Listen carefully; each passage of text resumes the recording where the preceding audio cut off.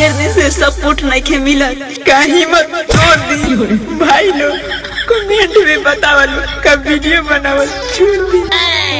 केतनो दिखावा तानी सीना